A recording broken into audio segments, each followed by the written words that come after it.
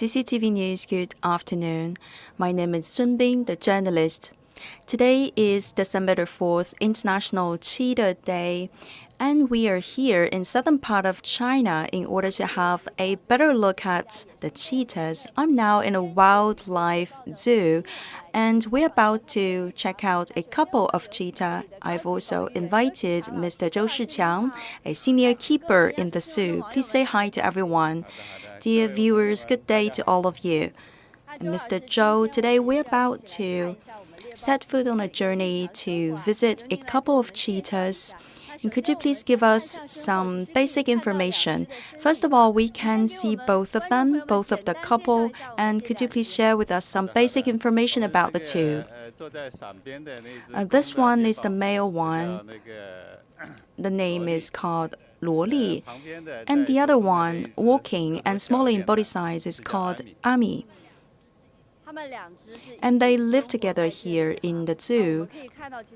As we can tell from the body size, the male one is bigger, and in contrast, the female one is slimmer and is smaller in body size. And very briefly, could you please share with us their age and what is the idea of the age of cheetah and also of human being in comparison? Actually, they are no longer young. The male one is 15 years old, and the female one is 10 years old. Actually, they are already elderly cheetahs because in average they will have only 9 years as age. Now they have already exceeded the average age. So we have better living conditions inside this wildlife too. That's why we can have longer life expectancy for these cheetahs. Yes, exactly. And what about their daily habits? Because you are with them every day. Talking about the habits of the cheetahs, they have a unique one. As we know, they are fast runners. They can sprint at a very high speed in order to capture and chase their prey. With their fast speed, they can capture their prey. When they are doing the chasing of the prey, the maximum speed could reach up to 110 or even 120 kilometers per hour. So they are also referred to as the lightning on savannas. They are very good predators. And for their body size, the shaping of the body, as well as for their coat, for the fur, what are the distinctions? As we can see, they have creaming fur with black dots. In the wild, this kind of look would protect them and will not make them easily detected by the others, by their prey, for example. So they could get nearer to their prey without being noticed. And this will make their predation more successful. And Luoli, the male one, is lying down on the straws, and we can not easily detect him. At first glance, we'll just ignore it because he's just blended into the background. And we can also see he has very long tail. Yes, exactly. The length of the tail is about 70 to 80 centimeters. It's very long so that it can have a very important role in balancing the body weight. And when they are sprinting, they are running at very fast speed. When they want to make a quick turn, then the tail would come into a big help because it will help to balance the body and they will not fall. They're also one kind of cats, right? Yes, exactly. So do they have similar habits as the cats? Yes. For example, they can sneak around without being noticed. When they are approaching their prey, they can hide themselves, and they know how to squat down, and they know how to march forward secretly. When keeping them, you must be following some rules and regulations. And what is the food intake for them? We have imported beef and chicken meat and rabbit meat and mutton for them as food. Usually, on a weekly basis, we will prepare a moment of fasting for it so that they can have some moment to digest, and they will also eat some animals alive, for example, the rabbits and chickens. So if they can do regular fasting, they can also have more time for digestion. When you give live animals to them, it's also a way to keep their habits of predation. Yes, exactly, is to keep their natural habits. And for the food intake, is it one meal per day or several meals per day? Only one meal per day. And in order to make it just as it is in nature, so for the food intake, we also make changes from time to time. For example, very late in the day when they go back to the dormitory, and we will give the food to them, and we change the position, change the place of food from time to time too. Sometimes in a place A, and in some other moments in a place B, and sometimes we even hand up the food. So we only give the cheetah the smell of the prey, and then they will smell around in order to detect the food by themselves. We even will wrap the food up, and hide it under a big piece of rock, so that the cheetah will continue to explore around so that they can find out the food themselves. So by changing the methods of feeding, are there other methods that you can help to keep them natural?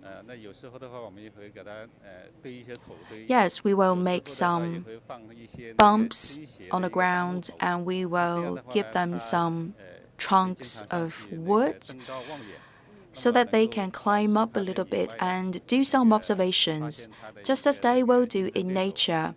When they climb up to a higher ground, they can observe in a nearby environment so that they can stay vigilant to prevent any possible attacks by the enemies. And in this area, we have noticed the cheetahs. And also we noticed the hippos, why they live with the hippos. Because in nature, the cheetahs also live with the hippos. So when we keep them in a wildlife zoo, we will invite their neighbors with them. We will invite the hippos with them.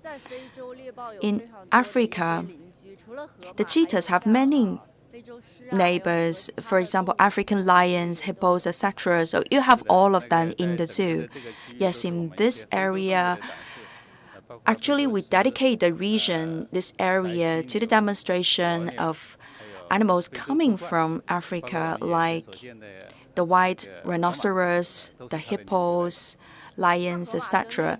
So you put the hippos together with the cheetahs, and they coexist perfectly with a lot of harmony, because usually there's only competition observed between the lions and the cheetahs for food. And the hippos, they have different food preference than the cheetahs, so there's no competition. And what do hippos eat? Because the hippos, they are herbivores, they will eat the leaves and grass offered by human beings. And the cheetahs, they are carnivores. That's why we can put the two types of animal together, the two species. There's no conflict for food. I've also noticed one smaller size of hippo. This is a baby one, yes, born the year before last year. And this is also a very curious baby. This is the water side. You can feel the calm of the life of the hippos, and in contrast, the life of the cheetahs is more vivid and animated, because the animals, the cheetahs, they are running, walking all the time. And the hippos, they come out of water for food intake. When they have had enough, they will go back to the river, go back to the water area for rest. So one is more dynamic, one is calmer. What are the most activated moment for cheetahs? They are more active at dawn and dusk. They will do predation during cooler moments during the day. Because when they do the chasing for the prey, it will consume a lot of energy. They have to do the sprinting more frequently and more heavily. This will make the body hot. And for the whole year, it's quite hot in this part of the country, in southern region, in Guangdong. So we have installed some shelters. We put up some trees, and also we have prepared the fans as well as the air conditioning. But it's no worry because they come from Africa and they come from tropical areas. For over there, the climate is already quite hot. So here in Guangdong province, in Guangzhou city, the temperature is quite similar to their original country. And for the animal keeping, for summer times, still you have to do some extra work, for example, installation of air conditioning, etc. Yes, exactly. We have to get the conditions in the zoo much closer to what they have had in nature so that they can have longer life expectancy. How do you monitor their status of health? Every month, we will do an evaluation of their health status to check their body weight, to see if there are significant changes to their body weight. If there are some fluctuations, is it a rational one? Is it in the rational range? And also we will see the status of their coat, their fur. Also on monthly basis, we will do some sampling of the blood to see the key body indicators for health are doing well. We will also do the monitoring of the environment. For example, we check to see the amount of bacteria in the environment, and we will check the food quality for the cheetahs to see whether there are unwanted hormones or there are residues of the chemicals, etc. We also have curious questions for these big cats, the cheetahs. How can you weigh them? How can you take the body weight, have the number? Actually, we have some ways to kind of taming them, and we can put the food on the scale, and they will come up to the scale and eat, and gradually they will get familiar to the scale. And finally, they are no longer afraid of the scale, and they can come frequently in this way to get their food on a scale, and like that, we can take their body weight. And then for the blood sampling, we will invite them to come into the compression cage. And we will also take measures to make sure that this introduction into the compression cage is not hurting them and they will not get stressed inside this cage. So this outside area is for the daily activities, and in the backyard they also have their dormitory rooms. Yes, in daily times, they will come to the demonstration area and they will go back to their room to take a rest. Do we just let the doors open and they will go back to the dormitory naturally, or do we have to take some measures to guide them inside? We have some measures of daily training. For example, we give them food at a certain moment and we add a signal at the same time. They will make a reaction and gradually they build this habit. There's also a kind of interaction between the human being, the keepers, and the animals. Could you please share with us some anecdotes? Yes, the two have different characters. For the male one,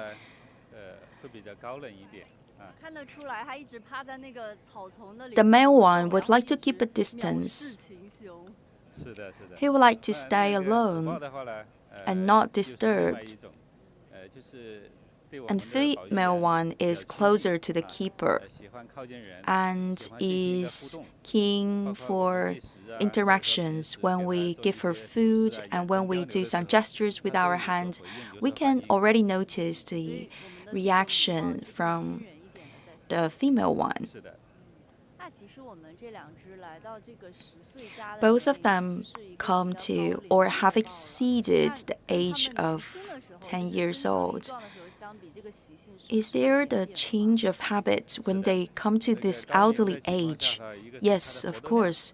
When they get older, they are less dynamic. They are not at the peak moment anymore in their lifetime. And when we do the animal keeping, we also have to make some readjustments according to their change of age.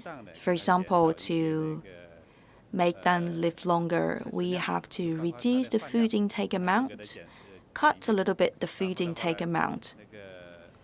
And maybe we can add up the number of meals taken by the cheetahs.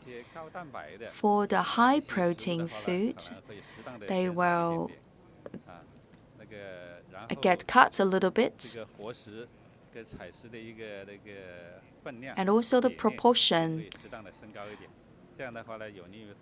of the live animals taken would be increased a little bit so that we can make the cheetahs move a little bit more. Do we have to give them supplements?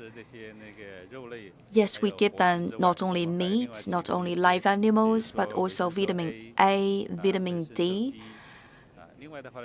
And when the climate changes,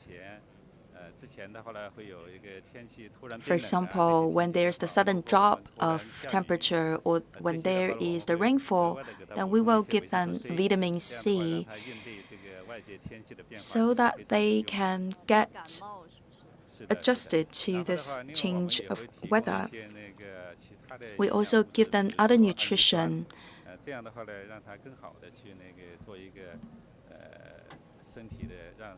in order to satisfy the need of the body, for example, the amino acids. All these nutritious elements would be necessary to keep them healthy and in good shape. When they come to this elderly age, they eat less. So for one meal, how much meat do they consume? We give them like 1 kilo, between 1 and 1.5 kilos. Every week, there's 1 day of fasting because it can help the cheetahs to better digest what they have taken.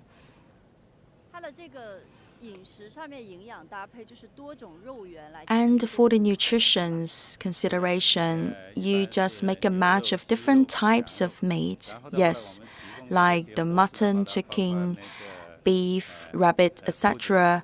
And also for live animals, they will be given the live rabbit, live chickens, etc.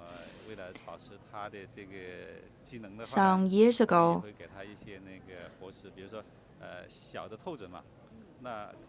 considering their body conditions, we will use the live animals to invite these cheetahs to move more.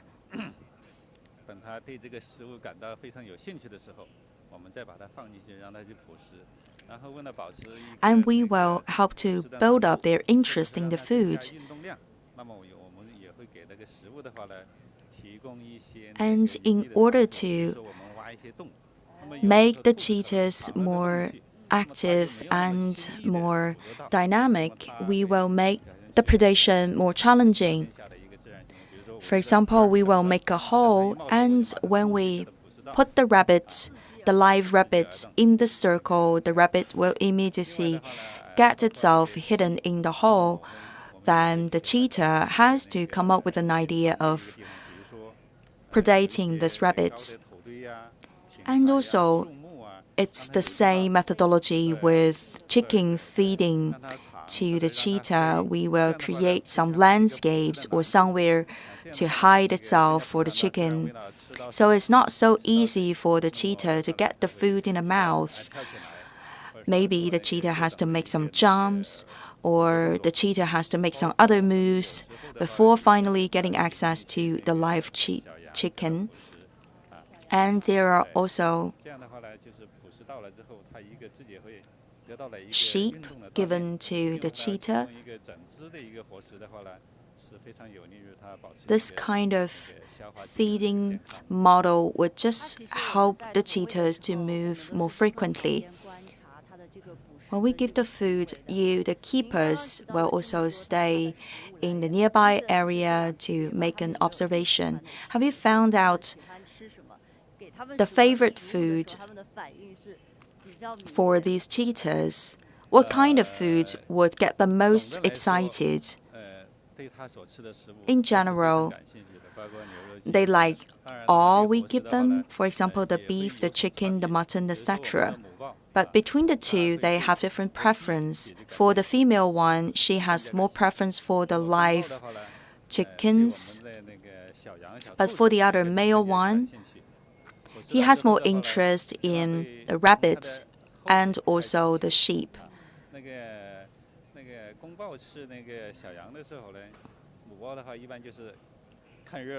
When the female one eat the chicken, she would start with the hinder legs.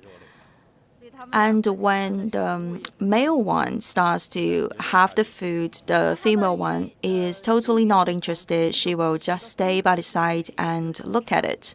They also have different characters.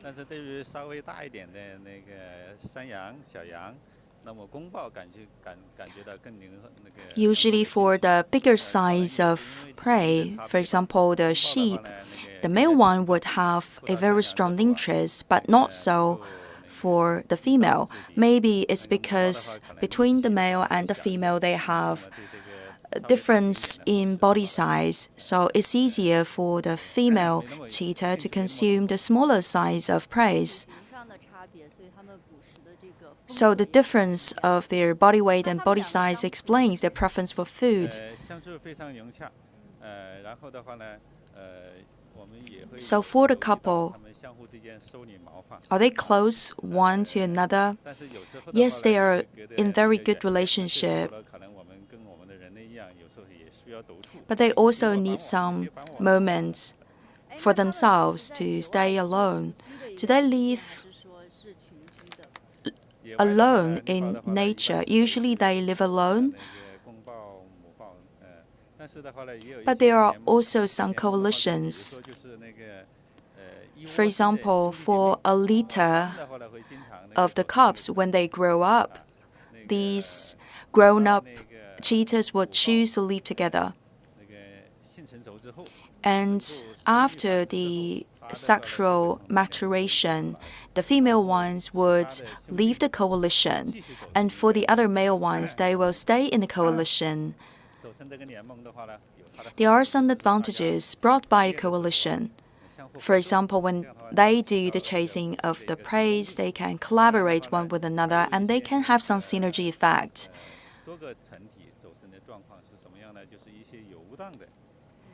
In the meantime, there are some wandering males in the wild. Even though they do not come from the same litter, they will still choose to form some loose coalition.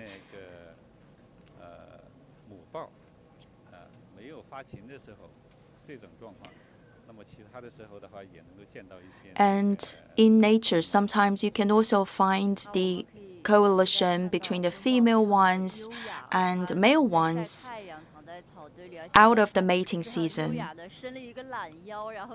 Just now, this female one has stretched the body and turned around. Because now it's already winter time, they would like to have some sunbathing. And we can also hear the roaring sound of African lions. But they are not frightened because they are already used to that. They feel quite safe after so many years of living together as neighbors, so they will not get frightened by their nearby neighbors, by the sounds made by the African lions. But for our hippos, they are curious babies, so each time when there's the sound, they will just want to get closer and check it out. The hippos, they are walking around. Sometimes they are out of the water, sometimes they are in. They also come from the tropical areas.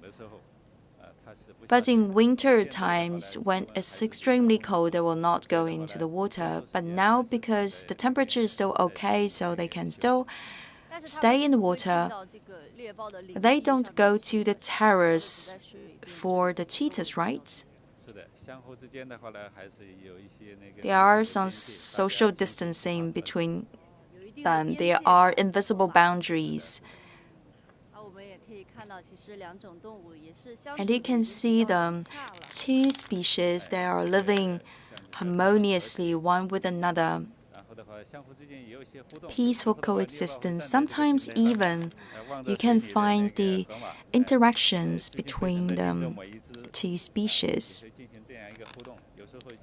They will make some observations. They will hear up the sounds from their neighbors. They will even peek out to see what the cheetahs are doing.